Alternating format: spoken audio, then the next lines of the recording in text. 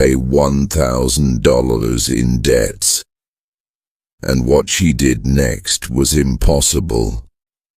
This is a painful and intense story about loss, desperation, and a choice that no one believed she could make. Take a moment, breathe, and listen carefully. Before we begin, make sure to subscribe to the channel and write in the comments which city and country you're listening from. Your participation helps keep these stories remembered instead of buried. Let's begin. In October of 1855, in Adams County, Mississippi, a white plantation owner named Thomas Whitmore made a decision that would eventually destroy everything he had ever built. He sold 3 children to pay off a gambling debt of $1,000. But these were not just any children. These were his own flesh and blood. Children he had fathered through the systematic rape of an enslaved woman named Celeste.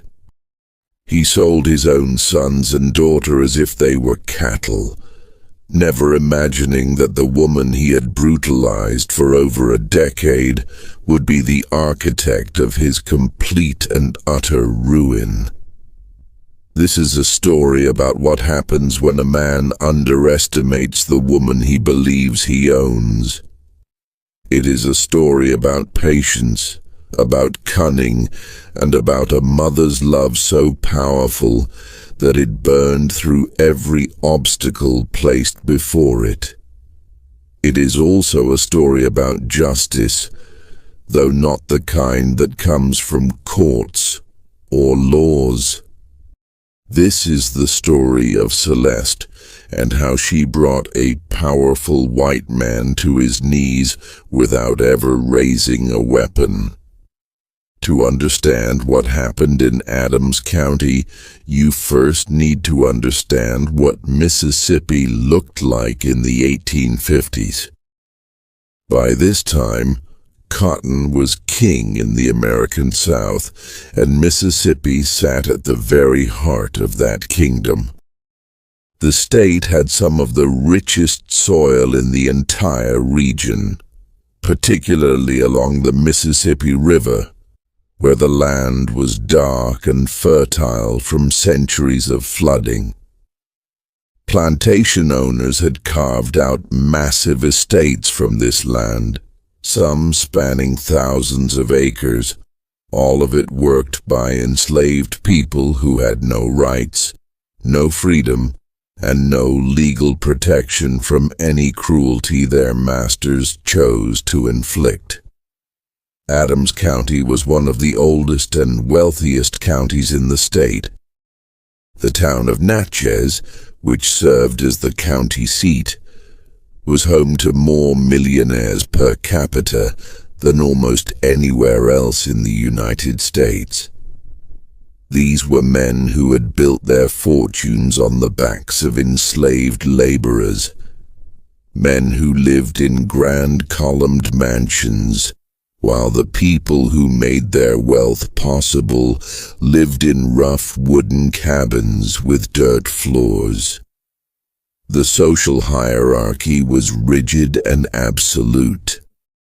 White planters sat at the top, followed by white overseers and merchants, then poor whites who owned no slaves, and at the very bottom, treated as property rather than people, were the enslaved. Thomas Whitmore was not one of the great planters of Adams County, but he desperately wanted to be. His family had arrived in Mississippi in the 1820s, purchasing a modest property of about 400 acres that they called Whitmore Hall. It was not a grand estate by local standards, but it was respectable. Thomas inherited the property in 1841 when his father died of yellow fever, and from the very beginning he was consumed by the desire to expand, to grow, to become one of the wealthy elite whose approval he so desperately craved. The problem was that Thomas Whitmore had expensive tastes and very little business sense. He gambled heavily on horse races and card games. He invested in ventures that collapsed. He bought things he could not afford to impress people who looked down on him anyway. By the early 1850s, Whitmore Hall was mortgaged to the limit, and Thomas was drowning in debt that he hid from everyone, including his wife, Margaret. Margaret Whitmore came from a family with more social standing than money, which made her the perfect match for Thomas in one sense and a disaster in another. She brought respectability but no fortune. She was a cold woman, rigid in her beliefs and obsessed with maintaining appearances. The couple had 2 children together, both sons, who were sent away to boarding school in Virginia at young ages. Margaret ran the household with an iron fist and spent most of her time engaged in social activities with other plantation wives, pretending that everything at Whitmore Hall was perfectly fine. At the time our story begins, Whitmore Hall was home to approximately 47 enslaved people. They worked the cotton fields, tended the livestock, maintained the house, and performed every task necessary to keep the plantation running. Among them was a woman named Celeste.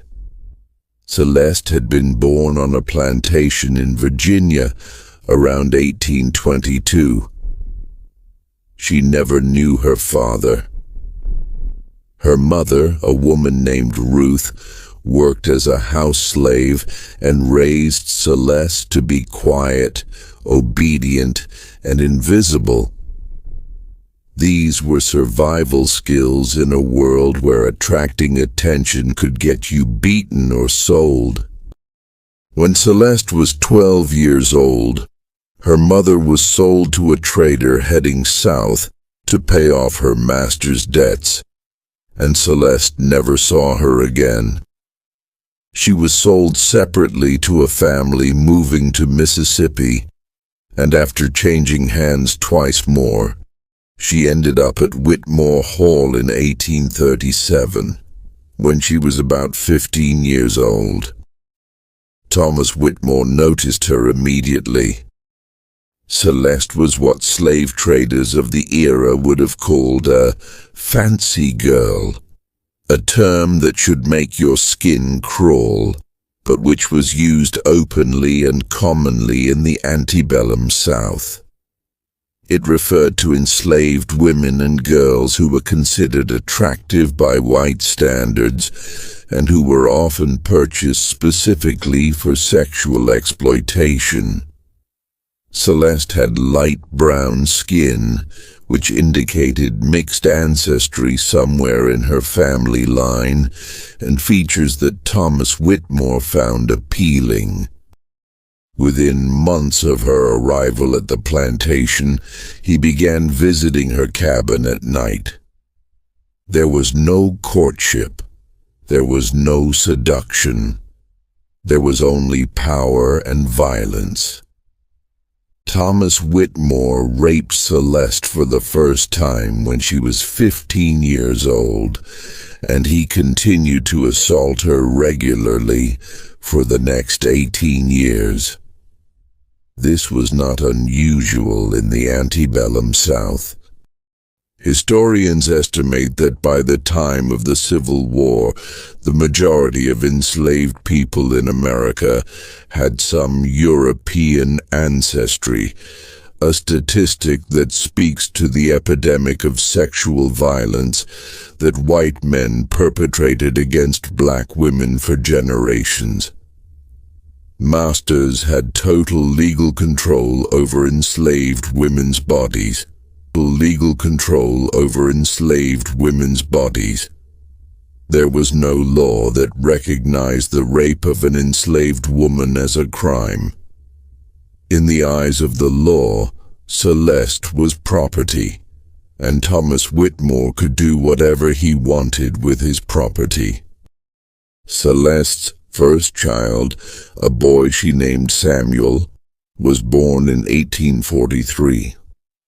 The baby's skin was noticeably lighter than Celeste's own, and his features bore an unmistakable resemblance to Thomas Whitmore. Everyone on the plantation knew whose child Samuel was.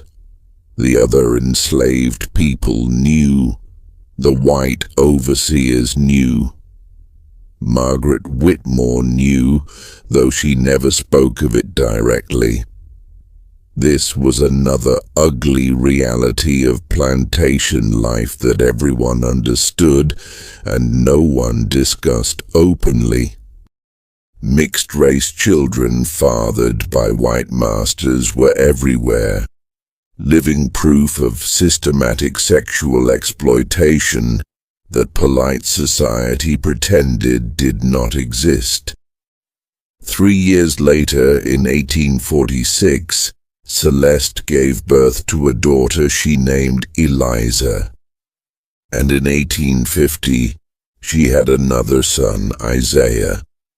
All 3 children were Thomas Whitmore's. All 3 were born into slavery, and all 3 were raised by Celeste alone, in a small cabin behind the main house, while their father lived in comfort just a few hundred yards away, and pretended they did not exist. Celeste did everything she could to protect her children and give them what small joys were possible within the confines of their brutal existence. She sang to them every night. She told them stories about a world where people could go wherever they wanted and do whatever they chose. She taught them to be careful, to stay out of sight, to never give any white person a reason to notice them. She also watched them constantly for any sign that Thomas Whitmore might turn his attention to Eliza the way he had turned it to her. This was a fear that haunted many enslaved mothers, the knowledge that their daughters could be victimized just as they had been, and there would be nothing they could do to stop it. By 1855, Samuel was 12 years old and already working in the fields. He was tall for his age and strong, a good worker who kept his head down and did what he was told. Eliza was 9, a quiet girl who helped with domestic work in the main house, and who had learned, as her mother had learned, to be invisible. Isaiah was 5, still young enough to play with the other children on the plantation, still innocent enough to smile and laugh despite the world he had been born into. Celeste loved them with a ferocity that frightened her sometimes. They were the only good things in her life, the only things that were truly hers. She would have died for them without hesitation. She would have killed for them if she had to. But she never imagined that she would have to watch them be taken from her, sold like animals to strangers, while their own father counted the money. The trouble began in the summer of 1855. Thomas Whitmore had gotten himself into a gambling debt that he could not pay. He owed $1,000 to a man named Crawford, a cotton broker from Natchez who was not known for his patience. Crawford had given Whitmore multiple extensions, but his patience had run out.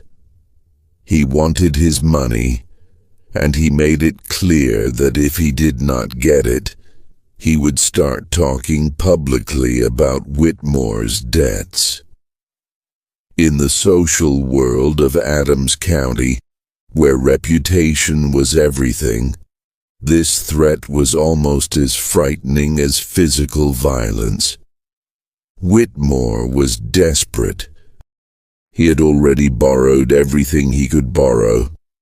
He had sold off parcels of land until there was nothing left to sell without losing the plantation itself. His crops that year had been mediocre, not enough to cover his operating expenses, let alone pay off his debts.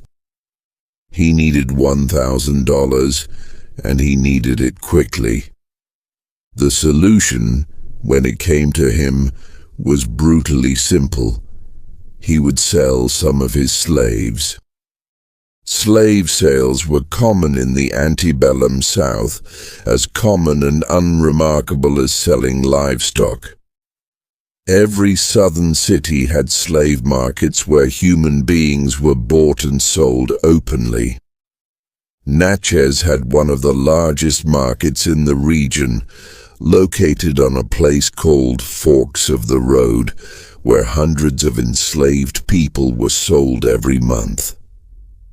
The prices varied depending on age, health, skills, and other factors. A healthy adult male field hand could fetch between $800 and $1,500. Women typically sold for somewhat less unless they were skilled domestic workers or young and attractive, in which case they might command premium prices for obvious and horrifying reasons. Children were generally worth less than adults, but a healthy child who could grow into a productive worker was still a valuable commodity. Thomas Whitmore knew exactly which slaves he would sell. Samuel was strong and healthy, already capable of doing real work in the fields. He would fetch a good price. Eliza was young but pretty, domestic trained, the kind of girl who would appeal to certain buyers. Isaiah was young, but young children often sold in lots or to buyers who were looking for long-term investments. Together, the three children might bring in more than enough to cover Whitmore's debt to Crawford. The fact that these children were his own flesh and blood apparently did not give him any pause. Perhaps he had never really thought of them as his children. Perhaps he had spent so many years denying their existence that he had convinced himself they meant nothing to him. Perhaps he was simply so desperate, so terrified of social ruin, that he was willing to do anything to save himself. Whatever his reasoning, Thomas Whitmore made his decision, and on a cool October morning in 1855, he set that decision in motion. Celeste knew nothing of what was coming. She woke that morning before dawn, as she always did, and began her work in the kitchen. She had been assigned to domestic work years earlier, which meant she spent her days cooking, cleaning, and serving in the main house while her children worked elsewhere on the plantation. It was hard work, but it kept her close to the house, where she could sometimes catch glimpses of her children and know they were all right. The first sign that something was wrong came around mid-morning. Celeste was in the kitchen when she heard horses approaching, more horses than usual. She looked out the window and saw 3 men she did not recognize riding up the drive with Thomas Whitmore. They were well dressed, clearly men of some means, and they had the look of people who had come to do business. Something cold settled in Celeste's stomach. She had seen slave traders before. She had seen the way they looked at human beings, the way they assessed and calculated and reduced people to numbers and dollar signs. These men had that look. She tried to tell herself she was wrong. She tried to convince herself that Whitmore was selling field hands, or maybe some of the older workers who could not produce as much anymore. But the cold feeling would not go away. And when she saw one of the men pointing toward the area where the children usually played, she felt her heart stop. Celeste moved without thinking.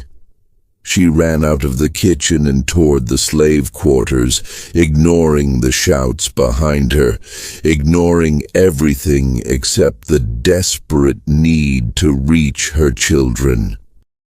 She found Samuel first, grabbed him by the arm, and demanded to know where Eliza and Isaiah were.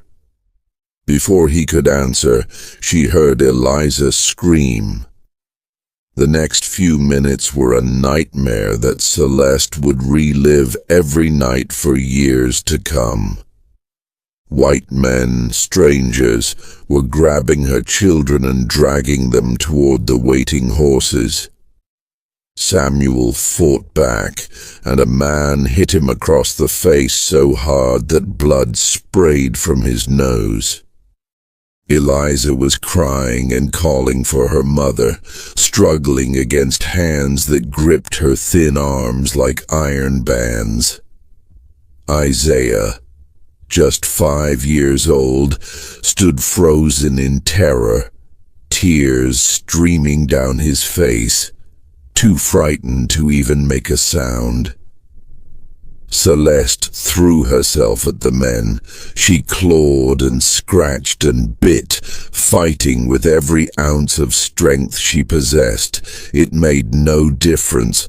Someone hit her from behind, and she went down hard, her face striking the dirt. By the time she managed to push herself up, her children were already being loaded into a wagon. Samuel was still fighting, and they had tied his hands. Eliza had gone limp, her eyes empty with shock. Isaiah was crying for his mama, reaching his small arms toward her, calling her name over and over. And standing beside the wagon, watching all of this with a blank expression on his face, was Thomas Whitmore. Celeste looked at him. This man who had violated her for nearly 2 decades, this man who had fathered her children and was now selling them like livestock, and she felt something change inside her. The fear and desperation that had been driving her moments before transformed into something else. Something cold, something patient, something deadly. She did not scream. She did not beg. She simply looked at Thomas Whitmore, and in that moment she made a silent vow.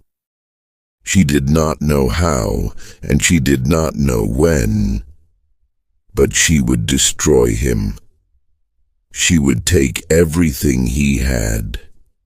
She would make him suffer in ways he could not imagine. And then, when he had lost everything, she would find her children and bring them home. The wagon pulled away, carrying her children down the dusty road toward Natchez, where they would be separated and sold to different buyers. Samuel was sold to a cotton planter from Alabama named Jeremiah Stone. Eliza was purchased by a wealthy family in New Orleans for domestic service. Isaiah, too young to be of much immediate use, was sold cheaply to a sugar plantation in Louisiana, where young children were often worked in the fields almost as soon as they could walk. Within the span of a single morning, Thomas Whitmore had scattered his own children across 3 states. He paid off his debt to Crawford and went back to his life as if nothing had happened. He ate dinner that night in his fine dining room, served by enslaved people who moved silently around him. He slept in his comfortable bed next to his wife Margaret, who asked no questions about where the money had come from. He woke the next morning and went about his business, never giving a second thought to the children he had sold or the woman whose life he had just destroyed. But Celeste was already planning. In the days following the sale, Celeste moved through her duties like a ghost. She cooked and cleaned and served just as she always had. She responded when spoken to and obeyed every command. To anyone watching, she appeared to be a woman who had accepted her loss, who had resigned herself to the reality of her situation. This was exactly what she wanted them to see. Inside, her mind was working constantly, turning over plans and possibilities, looking for weaknesses she could exploit. She had no power, no money, no legal rights. She was property, and everything she did was under the constant surveillance of white people who could punish her for any perceived disobedience. Any plan she made would have to be executed with perfect patience and absolute secrecy. One mistake, one suspicious move, and she would be sold away herself, or worse, beaten until she could no longer think clearly enough to plan anything at all. The first thing Celeste needed was information. She needed to understand Thomas Whitmore's weaknesses, his secrets, the things he kept hidden from the world. She needed to find something she could use against him. Some leverage that would allow a powerless enslaved woman to bring down a white plantation owner in a society that was designed to make such a thing impossible. Working in the main house gave her opportunities that field slaves did not have. She was in and out of rooms all day, cleaning and cooking and serving. She overheard conversations that were not meant for her ears. She saw documents left out on desks, letters that arrived in the mail, visitors who came and went. Most enslaved houseworkers learned to be selectively deaf and blind, to protect themselves by pretending not to notice anything. Celeste did the opposite. She began paying attention to everything. At first, she did not know what she was looking for. She gathered information almost randomly, memorizing names and numbers and snippets of conversation without knowing what any of it meant. Thomas Whitmore talked about money troubles with visitors. Margaret Whitmore wrote letters to her sister complaining about her husband's gambling. The overseer reported on crop yields and slave productivity. Business associates came to discuss cotton prices and shipping arrangements. Celeste absorbed all of it, filing everything away in her memory, waiting for something useful to emerge. The problem was that Celeste could not read. Like the vast majority of enslaved people in the South, she had never been taught. In most southern states, it was actually illegal to teach enslaved people to read and write. Slaveholders understood that literacy was power, that a person who could read could access information, forge passes, communicate secretly with others. They kept their human property illiterate deliberately, as a form of control. But Celeste knew that if she was going to find what she needed, she would have to learn, and she knew exactly who could teach her. His name was Solomon. He was an old man, nearly 70, who had worked at Whitmore Hall since before Thomas was born. In his youth, he had been a house slave on a plantation in Virginia, where the master, unusually, had allowed some slaves to learn basic reading and arithmetic. Solomon had learned to read as a child and had kept that knowledge hidden for over 50 years. He was careful, never reading openly, never revealing his skill to anyone he did not trust absolutely. But Celeste had known him her whole time at Whitmore Hall, and she knew his secret. She had seen him once, late at night, reading a scrap of newspaper he had found. He had looked up and seen her watching, and for a long moment, they had simply stared at each other. Then she had turned and walked away without saying a word, and neither of them had ever spoken of it. Now she went to Solomon and asked him to teach her. It was an enormous risk for both of them. If they were caught, the consequences would be severe. Solomon could be sold, beaten, possibly killed. Celeste could face the same punishments. But Solomon looked at her, and he saw something in her eyes that made him agree.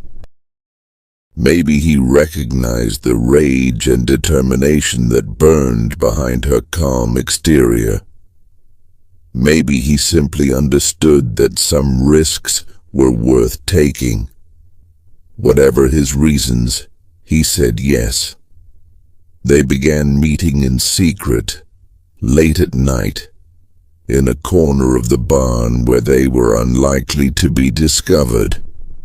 Solomon taught Celeste the alphabet, then simple words, then gradually more complex texts. Celeste was a fast learner, driven by a motivation that made her absorb information like dry soil absorbs rain. Within months, she could read basic documents. Within a year, she could read almost anything, though slowly and with effort. Now she could access information that had been closed to her before. She could read the letters that Margaret Whitmore received and left lying around. She could read the business documents in Thomas Whitmore's study when she was cleaning. She could read the receipts and records that tracked every financial transaction on the plantation. And gradually, a picture began to form. Thomas Whitmore was not just struggling financially. He was on the verge of complete collapse. He owed money to almost everyone, from banks to merchants to fellow planters.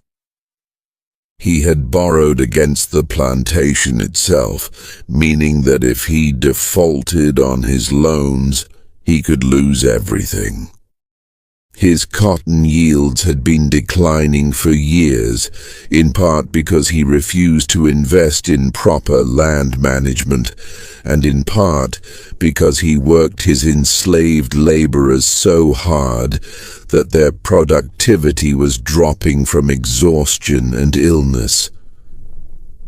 His wife Margaret had a small inheritance that was kept separate from his finances, but even that was not enough to save him. Thomas Whitmore was a drowning man, and he was pulling everyone around him under.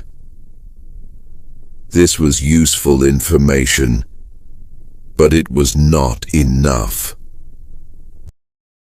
Financial troubles might embarrass Whitmore, but they would not destroy him. Planters went into debt all the time. Many of the great fortunes of the South had been built on borrowed money.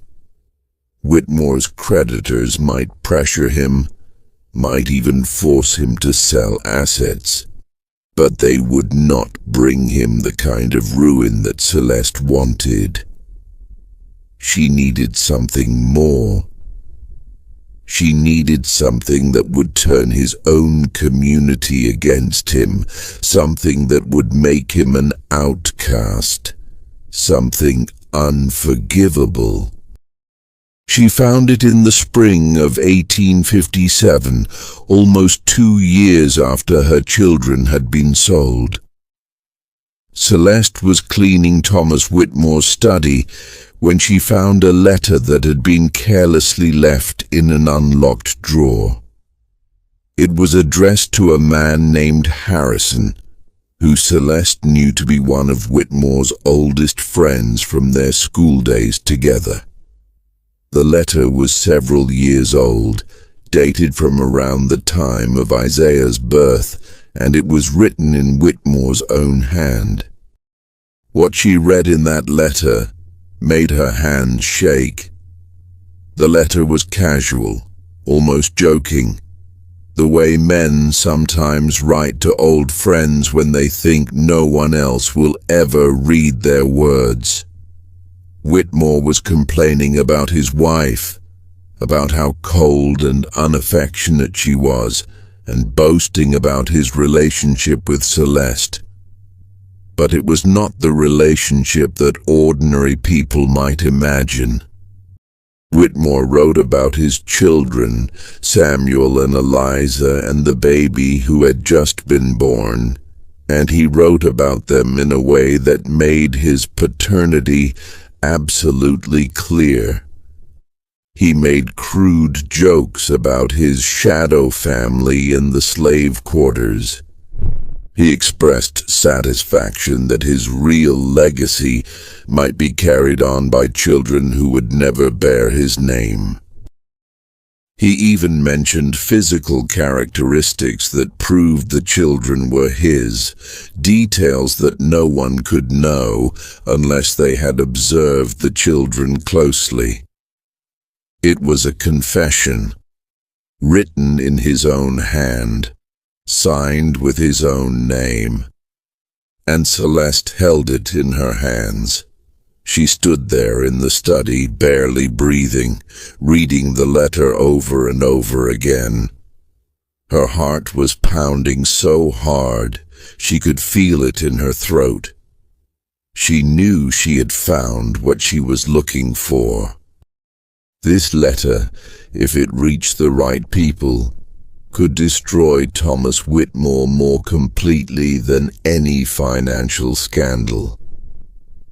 Here was the thing that white Southern society refused to acknowledge openly, but could not ignore when confronted with proof. Masters fathered children with enslaved women constantly, but they did not admit it. They did not write about it. They certainly did not joke about it in letters that could fall into the wrong hands. The whole system depended on a kind of collective denial, a willingness to pretend that the light-skinned children in the slave quarters had simply appeared out of nowhere. When a man was publicly exposed as the father of enslaved children, when the evidence was undeniable, the social consequences could be devastating. Other planters would distance themselves from him. Business partners would cut ties. The polite fiction that held the whole rotten system together would be exposed as a lie, and everyone who had participated in that fiction would resent the man who had forced them to confront it. But the financial implications were even more significant. Thomas Whitmore had not just fathered children with an enslaved woman. He had sold those children, and the people who had bought them believed they were purchasing what the slave trade called full-blooded Negroes, not the mixed-race children of a white planter. In the twisted logic of the antebellum slave market, this was fraud. The buyers had paid for one type of merchandise and received another. They could demand refunds. They could sue. They could accuse Whitmore of deliberately misrepresenting the goods he had sold. This was not about morality. Morality had nothing to do with how the South operated. This was about money and reputation, the only things that truly mattered to men like Thomas Whitmore. And Celeste had just found the weapon that would take both of those things away from him. But she could not act yet. She needed to plan carefully. She needed to gather more evidence, and she needed to figure out how to expose Whitmore without getting herself killed in the process. So she carefully placed the letter back in the drawer, exactly as she had found it, and she went back to her work. She gave no sign that anything had changed. She cooked dinner that night as she always did. She cleaned the dishes. She went to her cabin and lay in the darkness, staring at the ceiling, and she began to plan. Over the next several months, Celeste gathered more evidence. She found Margaret Whitmore's diary, which contained pages and pages of anguished entries about her suspicions regarding her husband and that woman. Margaret had never confronted Thomas directly, had never spoken about it openly, but she had written everything down in her private journal. She described the children in the slave quarters who looked so much like her husband. She wrote about finding Thomas leaving Celeste's cabin late at night. She documented her humiliation and her rage, all in her own handwriting, creating a record that corroborated the letter to Harrison. Celeste also managed to save small items that could serve as physical evidence. Locks of hair from Samuel and Eliza that she had kept from when they were babies. A small toy that Thomas had carved for Samuel when the boy was very young, before Whitmore had completely hardened himself to his children's existence. These things alone proved nothing, but combined with the written evidence, They created a picture that would be difficult to deny.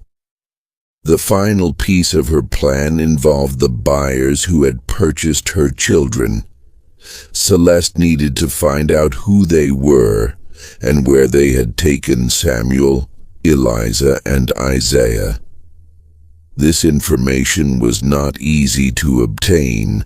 Slave sales were often poorly documented, and sellers had no obligation to tell enslaved parents anything about where their children had been taken. But Celeste listened carefully whenever business was discussed in the house, and she eventually learned enough to piece together the basic facts.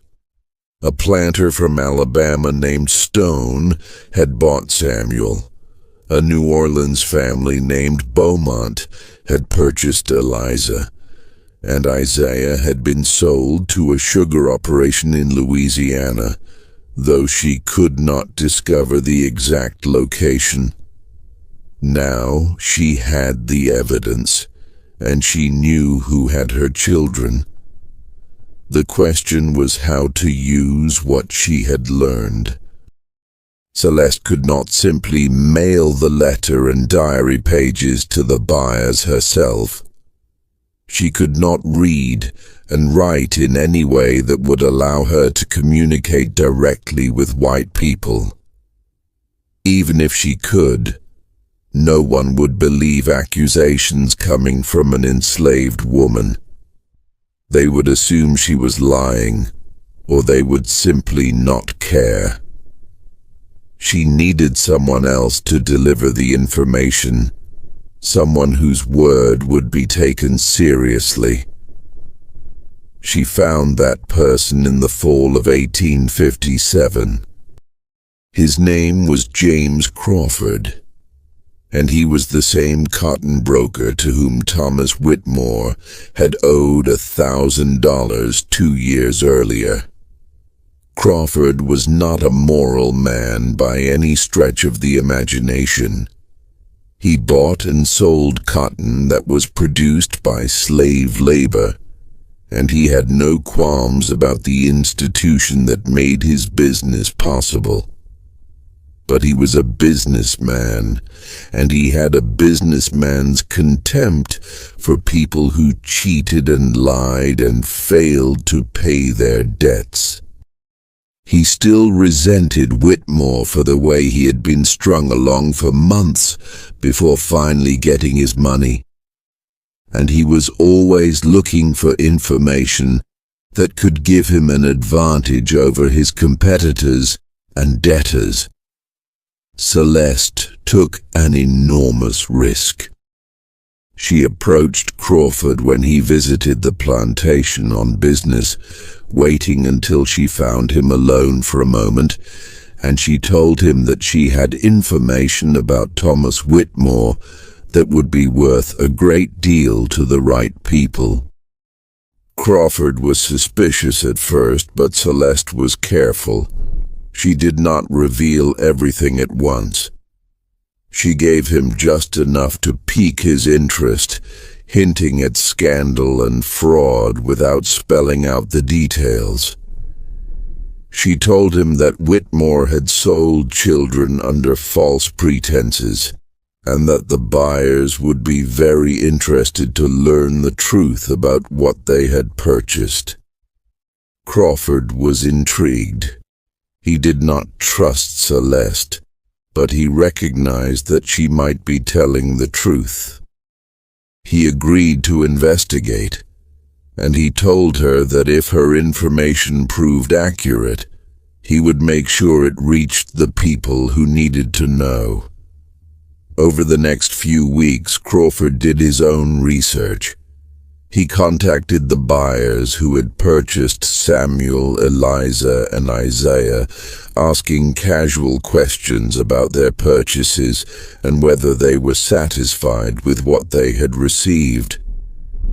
He examined records of the sales and noted the descriptions of the children that had been provided. And then, when he had confirmed enough to believe Celeste's story, he came back to her and asked for the evidence. Celeste gave him copies of the letter and the diary pages, which she had painstakingly reproduced by hand during late nights in the barn, practicing the writing skills that Solomon had taught her. She gave him the locks of hair and the small carved toy, and she told him everything she knew about Thomas Whitmore's relationship with her and with the children he had fathered and sold. Crawford took the information and disappeared from Whitmore Hall. For weeks, Celeste heard nothing. She continued her work, giving no sign that anything was different, waiting and hoping that her plan would work. She did not know if Crawford would follow through. She did not know if the evidence would be enough. She did not even know if she would survive long enough to see the results of what she had set in motion. Then, in early 1858, everything began to fall apart for Thomas Whitmore. The first sign that something had changed came in the form of a letter. It arrived at Whitmore Hall on a cold January morning in 1858, addressed to Thomas Whitmore and marked urgent. Celeste was serving breakfast when Whitmore opened it, and she watched his face carefully while pretending to arrange dishes on the sideboard. She saw the color drain from his cheeks. She saw his hands begin to tremble. She saw him read the letter twice, then a third time, as if he could not believe what was written there. The letter was from Jeremiah Stone, the Alabama planter who had purchased Samuel nearly 3 years earlier. Stone was not a man who wasted words. He wrote that he had recently received disturbing information about the boy he had bought from Whitmore. He had been told that Samuel was not, as Whitmore had represented, the child of 2 enslaved parents, but was in fact the illegitimate son of Whitmore himself. Stone demanded an explanation. He also demanded a full refund of the $400 he had paid, plus compensation for the expenses he had incurred in housing and feeding what he called damaged goods. Thomas Whitmore put down the letter and stared at nothing. His wife, Margaret, asked him what was wrong, and he told her it was nothing, just a business matter. But Celeste could see the fear in his eyes. She could see him beginning to understand that something terrible was happening, something he could not control. Over the next few weeks, more letters arrived. The Beaumont family in New Orleans, who had purchased Eliza, wrote with similar accusations and similar demands. They were even angrier than Stone had been. They had bought Eliza to serve in their household, to attend to their daughters and help with domestic work. Now they had learned that she was the half-sister of their own children's playmates, the daughter of a white man who had sold his own flesh and blood.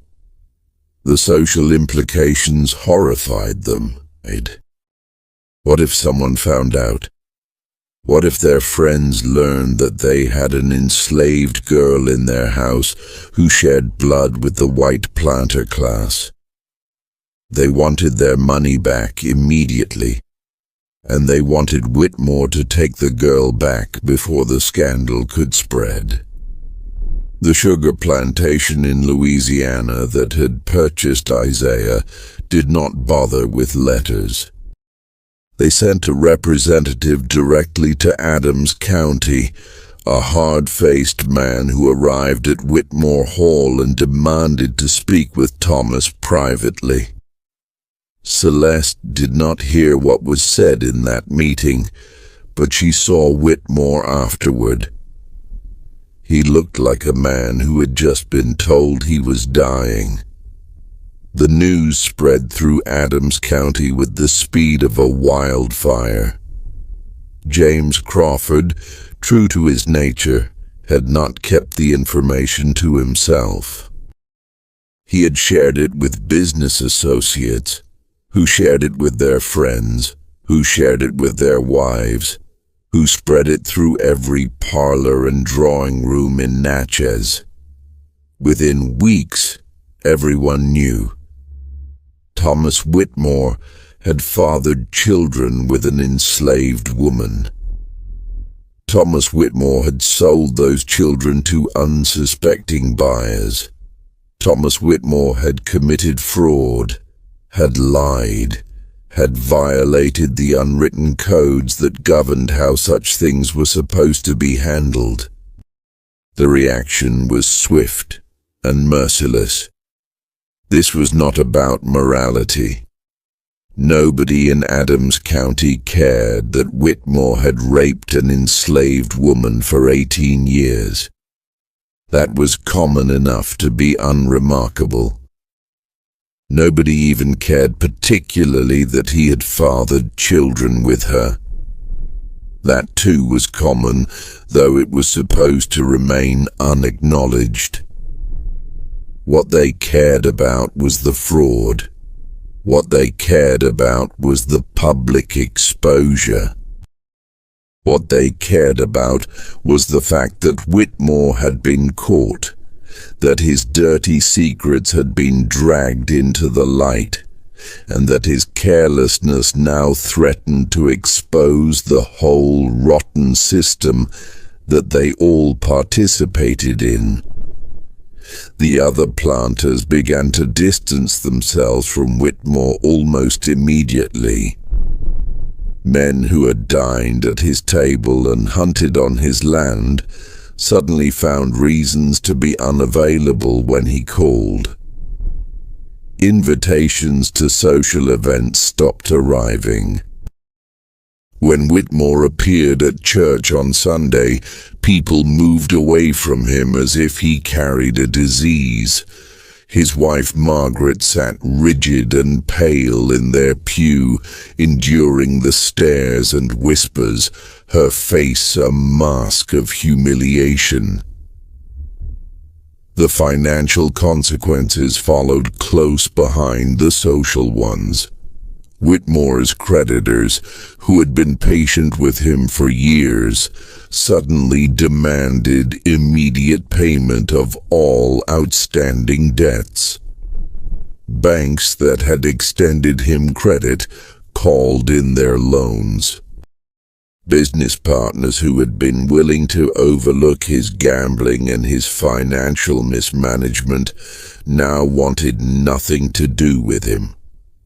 Within 3 months, Thomas Whitmore went from being a struggling but respectable planter to being a pariah who could not borrow money from anyone. The buyers of his children made good on their threats. Jeremiah Stone filed a lawsuit in Alabama, demanding not only a refund, but additional damages for fraud and misrepresentation. The Beaumont family did the same in Louisiana. The sugar plantation joined the legal action, and suddenly Thomas Whitmore was facing litigation in 3 different states, with potential judgments that would far exceed anything he could pay. But the worst blow came from inside his own house. Margaret Whitmore had spent years pretending not to know about her husband's relationship with Celeste. She had buried her suspicions, swallowed her humiliation, and maintained the facade of a respectable marriage because that was what women of her class and time were expected to do. But now her private shame had become public knowledge. Everyone knew. Her friends knew. Her family knew. Her children, away at school in Virginia, would eventually hear the gossip. Everything she had worked so hard to hide had been exposed, and she was forced to confront a truth she had spent years denying. Margaret did not handle it well. In the spring of 1858, she began showing signs of what people at the time would have called nervous collapse. She stopped eating. She stopped sleeping. She would sit for hours staring at nothing, or she would fly into sudden rages, screaming at servants and throwing things. She became obsessed with the idea that everyone was laughing at her, that she had become a joke, that her entire life had been a lie. Her sister came from Virginia to care for her, but Margaret only grew worse. By summer, she had stopped speaking coherently. She would mutter to herself about children and blood and lies, and sometimes she would laugh for no reason at all. In August of 1858, Margaret Whitmore's family had her committed to the Mississippi State Lunatic Asylum in Jackson. She would spend the rest of her life there, never recovering her sanity, never returning home. The woman who had spent so many years maintaining appearances had finally been destroyed by the truth she had refused to face. Thomas Whitmore was now alone. His wife was gone. His legitimate children, informed of the scandal, refused to communicate with him. His friends had abandoned him. His creditors were circling like vultures, and the lawsuits from Alabama, Louisiana, and the sugar country were grinding forward, promising to take whatever he had left. Celeste watched all of this from the shadows. She continued her work